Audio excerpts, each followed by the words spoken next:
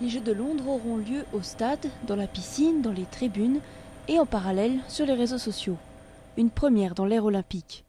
Depuis les derniers JO à Pékin il y a 4 ans, Facebook est passé de 100 à 900 millions d'utilisateurs. Aujourd'hui, les athlètes échangent directement avec leurs fans.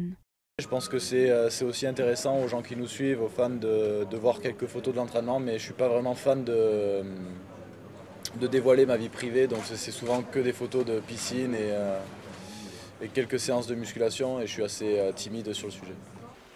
Mais gare à la censure, l'Australienne Stephanie Rice, championne olympique de natation, a dû présenter des excuses publiques en 2010 à cause d'un tweet insultant. Ses sponsors avaient même rompu son contrat. Dans la même équipe, Nick Darcy et Kenrick Monk se sont vus interdire de réseau pendant 1 mois. Motif, ils avaient posé avec des armes sur des photos publiées via Facebook.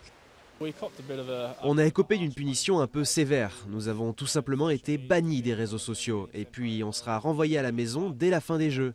Mais vous savez, ça arrive. Ils ont voulu nous punir pour cela. C'est un peu brutal, mais on doit l'accepter et puis passer à autre chose. La pression des réseaux ne s'exerce pas que sur les sportifs.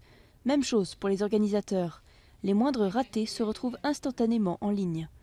Le coureur américain Karen Clement a ainsi tweeté depuis le bus en route pour le village olympique. Bon, nous sommes perdus sur la route depuis 4 heures. Pas super comme première impression de Londres.